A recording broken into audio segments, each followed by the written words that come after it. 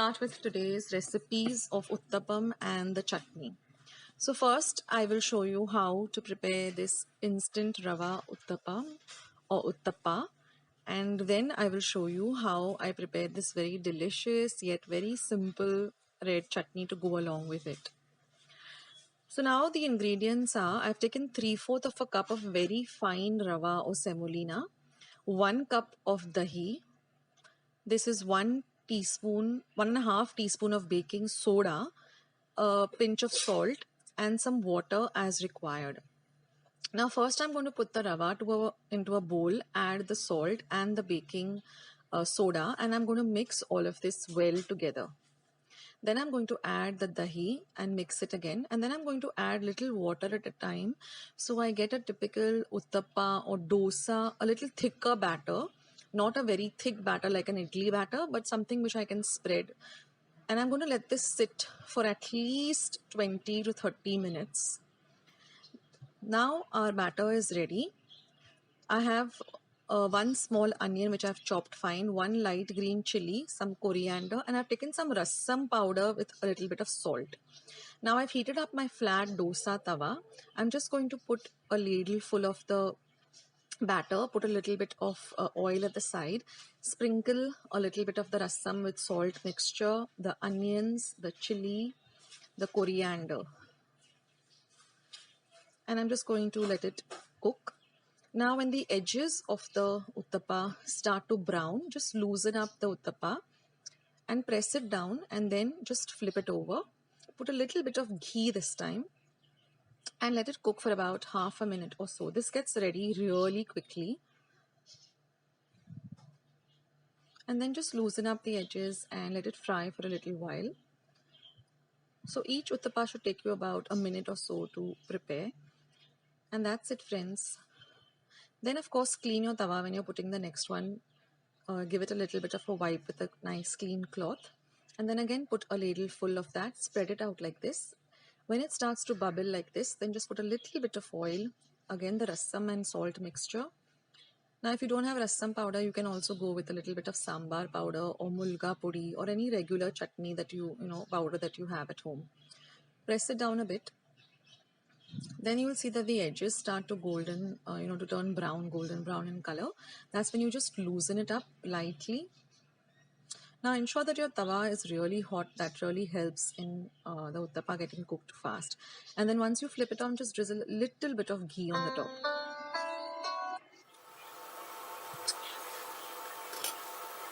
And in this way, you can prepare your uttappa. Now with the quantity that I used, I got about 5 uttappas. So if you want more, then you can just double the quantity. So these are really delicious, very crispy, and they have a very nice flavor of their own.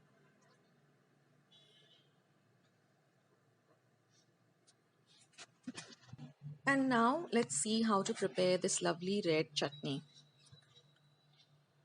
This is super delicious and it goes so well with these uttappas or even with idlis, dosas. It's a real nice accompaniment and it's pretty simple. Now here I've taken half of a medium onion and just chopped it up roughly. Here I have about 4 small cloves of garlic, 2 dried red chilies, just 1 large tomato, and half a teaspoon of cumin seeds. Now I also have soaked about half a tablespoon of tamarind or chinsa in about half a cup of water. Now once my pan is hot, I've added about 1 tablespoon of oil, and I'm just going to add my garlic, my chilies, the onions, the cumin seeds, and I'm going to fry this till the onions are nice and translucent on a low to medium flame. Then I'm going to add my tomato, mix everything well, and then we're going to cover this for about half a minute till the tomatoes become nice and soft and mushy. Then turn off the flame and let the mixture cool completely. Then you add it to your mixer pot once it's completely cooled. Squeeze out the juice of the tamarind, add that, add a little salt to taste, and then we're just going to blend this entire thing to this smooth, lovely chutney. And that's it, friends. Our chutney is all ready. Isn't that really super simple? So I hope you give both these recipes a try. Do let me know in the comment section below how you liked both these recipes. So friends, when you're buying this tambri bhaji, also known as lal mat in Marathi, and amaranta leaves, always buy them, fresh. They should be nice and red with a few greens, and they should look nice and fresh. Next, separate the leaves from the stalk, but keep the soft part of the stalk or the tender stalk along with the leaves.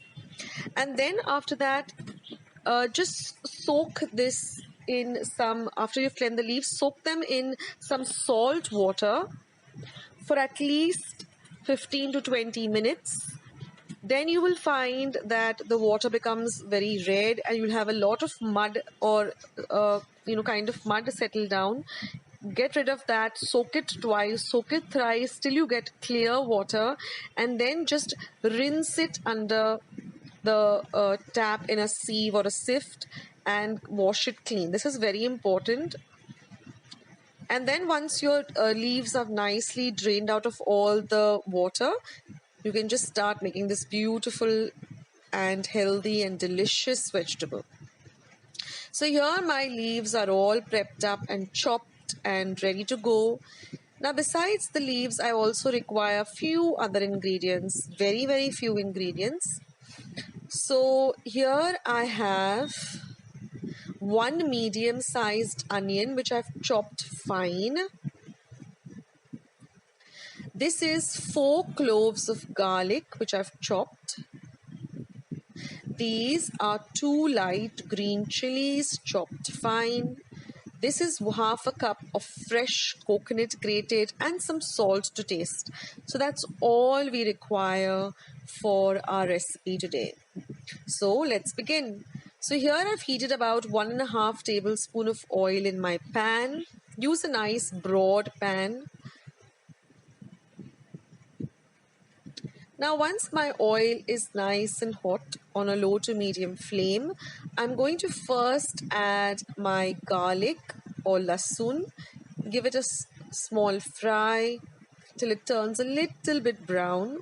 It shouldn't get burnt, just a little light brown. Then we're going to add the chilies and let the chilies fry too. So the oil gets nice and flavored with this green chilies and garlic. Now I'm going to add my onions and we're going to fry the onion till it becomes nice and translucent.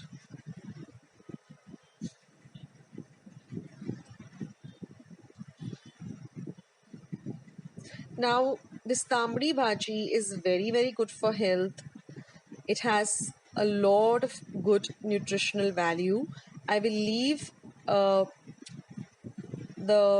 benefits of eating this tambri bhaji or amaranth leaves at the end of the video, so just watch it till then. And now we're going to add our chopped up leaves. So chop them up nice and fine so it's easier to cook as well as eat. Now we're going to give this a good mix so that it gets mixed in well with our bagar of onion, garlic and green chilies.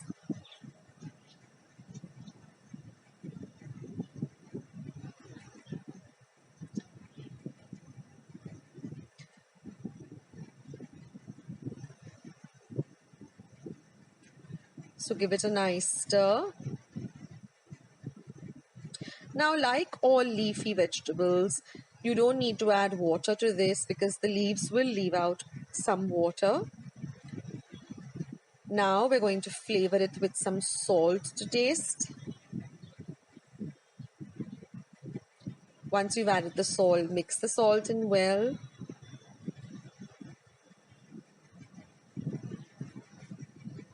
And then we're going to add our freshly grated coconut.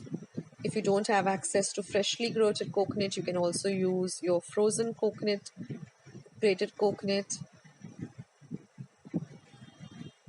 Just mix everything nicely.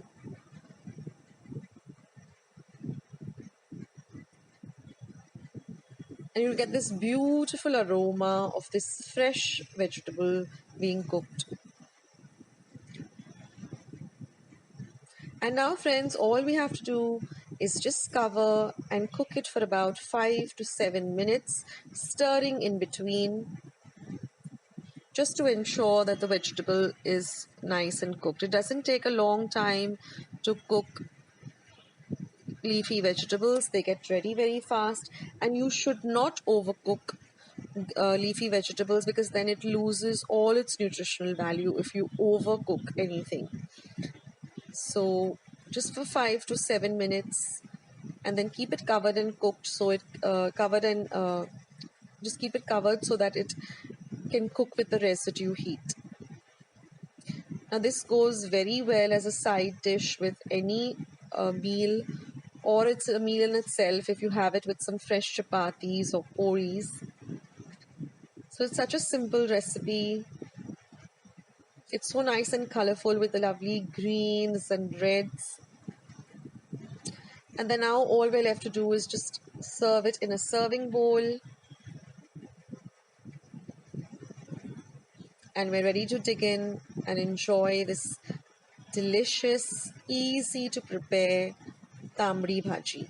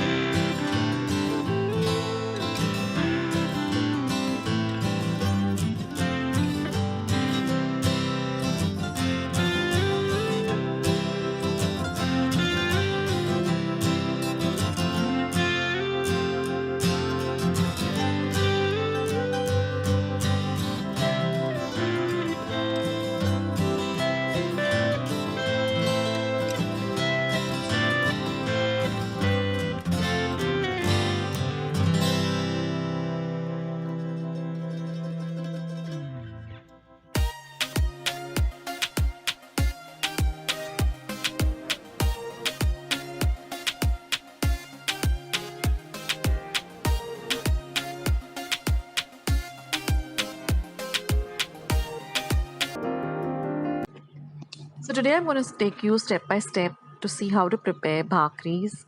Now I use a mixture of jowar, bajra and natsani. I store this, get it ground in the mill and, store it in a nice steel dabba. So I'll just show you the mixture. This is how I store it. So I just buy the grains about 1 kg each, get it ground and then mix the 3 flours together. So now I'm making 2 bhakri. So I've taken 2 cups of the bhakri flour and I'm going to add salt to taste. Then I'm going to mix it together. Now I'm going to just use some hot water. So I just heat the hot water in my microwave and just, add a little at a time and mix it. Now what we're looking for is a very firm, not a soft dough like, when we make puris or chapatis, our dough is very flexible and very soft. So this has a completely different consistency. when you keep on adding a little water at a time, first it feels very very dry, but as you add the water, you should get a kind of a thick clay kind of consistency. After you have kneaded the dough, it should feel like thick clay. So, if you're just a beginner and you really want to learn how to make bhakris, it is a question of practice. And, don't give up, just keep practicing. Even I started that way, and now I just love eating bhakris, and it's a much healthier option too. So just add a little water at a time. If your water is more, then add a little bit of flour. If you find that it's very, very dry, then keep adding a little hot water. But you have to add hot water and just keep, getting all the flour together like this. It shouldn't be too dry. It shouldn't be too wet. It should just feel like a very firm kind of consistency, like thick, firm clay. Like, how if you're going to make a clay pot, or, if you have in the past, so you know what I'm talking about, the consistency. It should be very very thick and not a soft dough.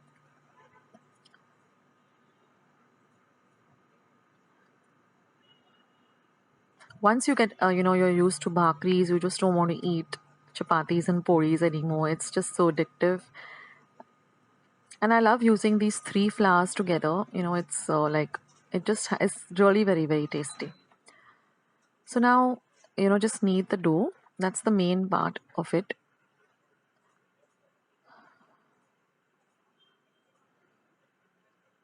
And now my dough is ready. So I've kept my pan or my tawa to heat up on a low to medium flame. Now I'm going to divide the dough into 2 equal halves. And I'm just going to press it down like this. Okay. So you can see the consistency. It's kind of very, very firm, very, very thick. So now I've taken my rolling board. I'm just going to apply a little bit of that bhakri powder, on the board, because it makes it easier for us to roll the bhakri. So just coat the dough with a little bit of flour. And now just start, thinning out the edges with your fingers like this.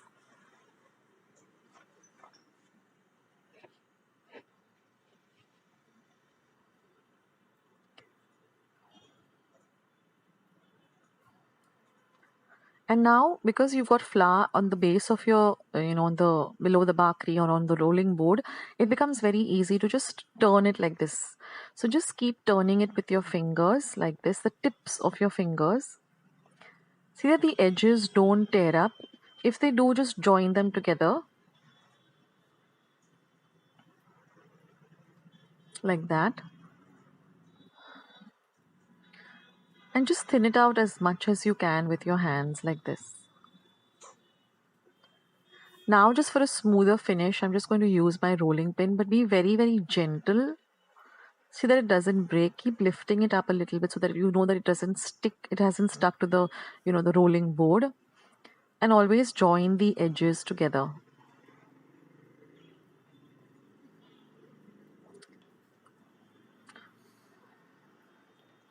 So every time the edges break like this, just connect them together and press them down.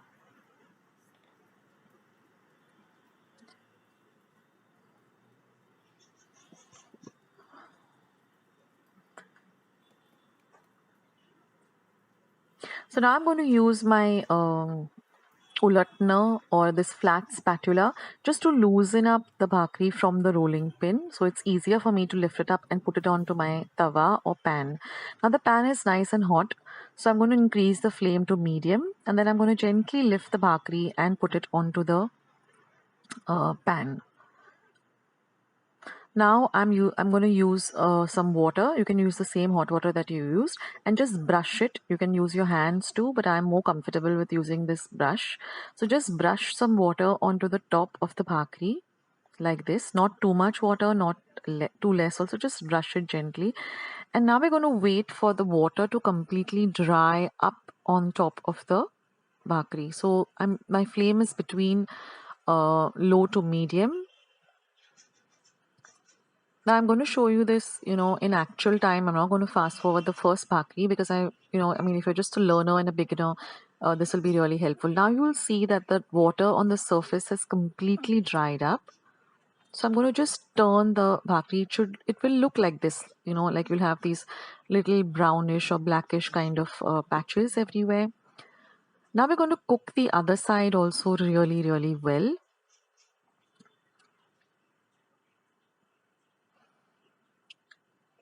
Now try to use a tawa like this. This is my Hawkins Futura brand. I'll leave a link. It's in my Amazon storefront. Or just go into the pots and pans section of my Amazon storefront. You'll find this tawa over there. You'll find my dosa tawa that I use for most of my recipes. Like I recently put up ragda patties. So many people are asking me about the tawa. It's all there in my Amazon storefront. Just go to the pots and pans section. And this tawa, it's really nice to use to make chapatis, puris, Goan. Okay, now I've turned it over and now I'm just going to put it directly using a pair of tongs onto the flame, and you can see how it's nicely fluffing up a bit. It doesn't have to completely fluff up like a fulka, but it'll fluff up a bit. So just roast it really, really well, and then just take it out onto your plate and just drizzle some lovely ghee or toop or clarified butter. And that's it, friends. This amazing, healthy, delicious kind of, bread, hand bread is ready. And you can enjoy this with so many recipes like pickle, zunka, or even some chicken sukka. The list is endless. But do give it a try. And I'll show you one more in a faster mode. So I hope you all do give this recipe a try. And let me know in the comments section how your bhakris turned out. At first, you might not really get it right. I didn't. I used to get like rock hard bhakris when I just started, but I didn't give up and I kept making it every day. And with practice, I can make much, much better bhakris than I could before. And it's a much healthier option. I love eating them, and I know I just feel it's much. I feel much more lighter eating these bhakris rather than eating rice or chapatis and puris. I mean, it's my personal choice, but I really do like it. So give this a try, guys, and I'll catch you soon in my next recipe. Let's see the recipe. So here I've taken about half a cup of chana dal, and I'm going to wash it well under some running water, at least thrice. First, you will find that the water is very milky or murky. So till you get some clear water, you need to wash this chana dal well. And then we're going to soak this in about 2 cups of water for at least 3 to 4 hours. The chana dal needs to soak for at least 2 to 3 hours or 3 to 4 hours. Now after 3 to 4 hours, we're going to drain all that water, and then we're going to add this to a pan, and we're going to add 2 cups of water, and we're going to bring this to a boil. Now I'm also going to add my cashew nuts at this point. Now you will get this thick, foamy, white kind of layer on the top of the mixture. So keep removing that, ensuring that neither the dal nor the cashew nuts come into that, only the whitish soapy water. You need to remove all that. Now the dal is cooked well.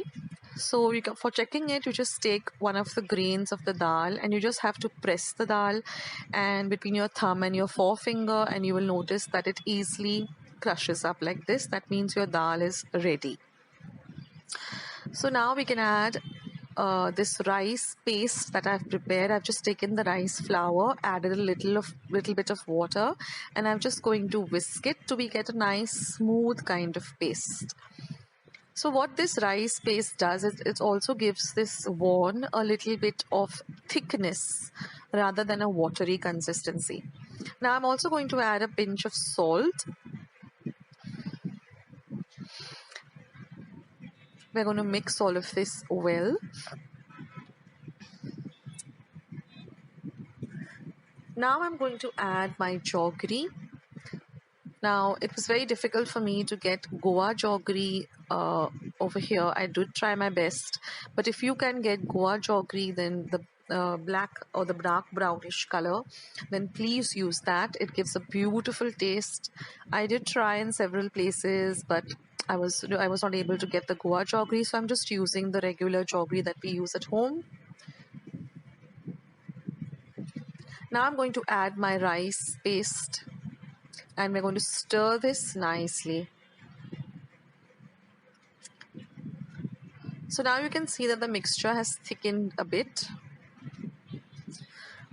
Now we're just going to add our cardamom powder or elaichi powder. This gives a lovely flavor to this sweet dish. We have to keep on stirring on a low to medium flame.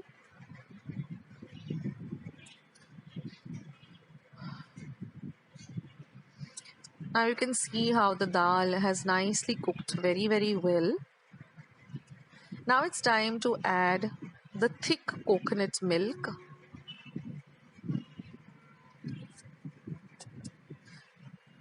And we're going to continue stirring.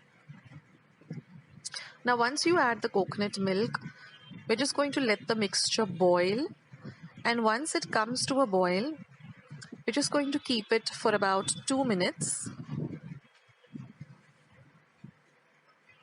And then we're going to turn off the heat and let the mixture come to room temperature. And that's it. The Goan or soji is ready. You can see how the mixture has thickened up. You can actually see the particles of dal and the cashew nuts also. Now you can transfer this to a serving bowl. Now this quantity that I made is enough for 4 people. So if you want to make more, you can double the quantity. So this you can have piping hot, which I like to, or you can also have it chilled. It tastes great both ways.